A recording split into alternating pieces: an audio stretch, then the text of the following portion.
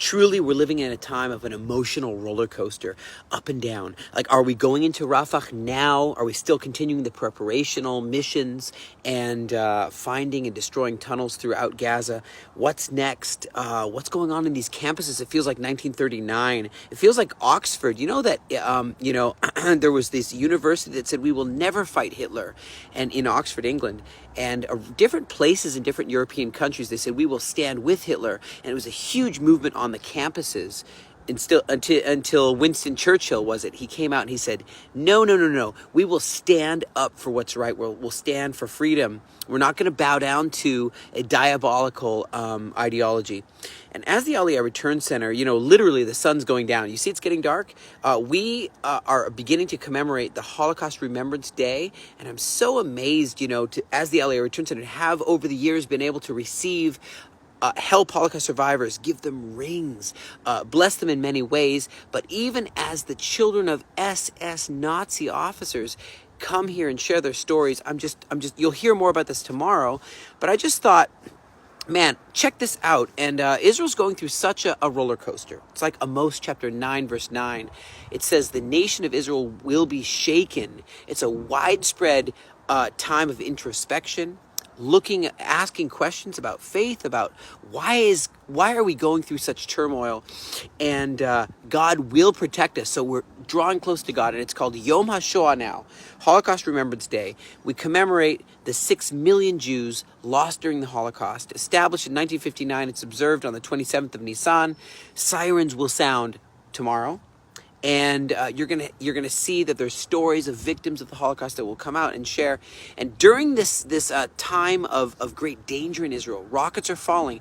As the Aliyah Return Center, I'm just so honored to be able to not only provide aid, but encouragement and bless these Holocaust survivors, these new immigrants who are running from all kinds of terror.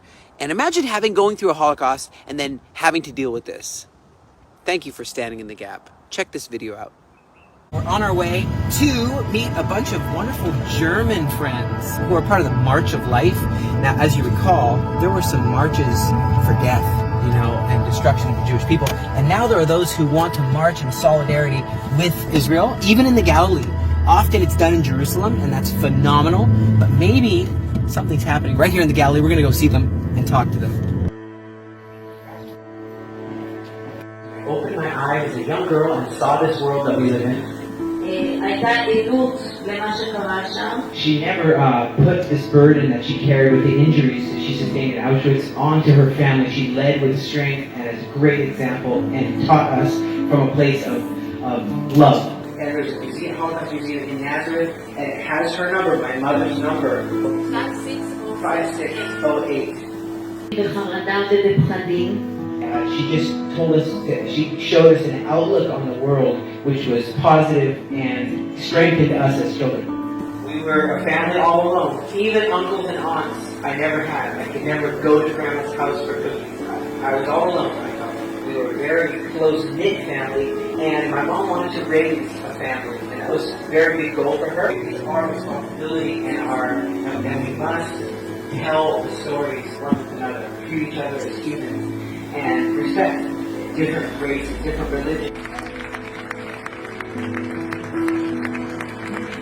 They still lived in this atmosphere, and they were still in this ideology, so they treated their own children and treated their own grandchildren with the same distance and coldness.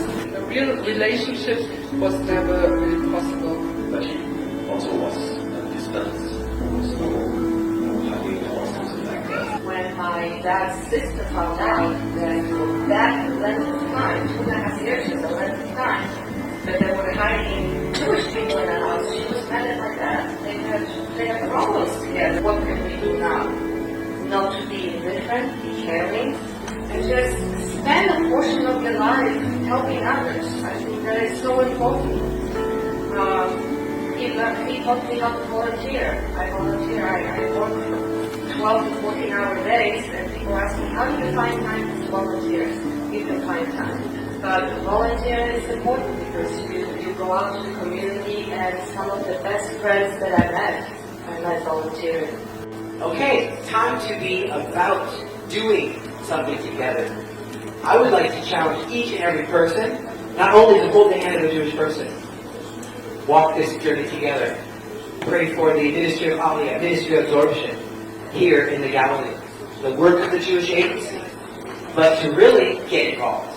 But I just want to say that we are those who have said it's time to come together, both the nations and Israel in friendship, but also taking kingdom action to bless in a practical way this land and this people. God bless you from the Galilee, and looking forward to seeing you soon here in the land. Baruch atah Adonai Eloheinu melech haolam asher kidshanu v'tzivanu lesfirat ha'omer al sfirat ha'omer. Blessed are you, Lord our God, King of the universe, who has sanctified us, commanded us concerning the counting of the Omer.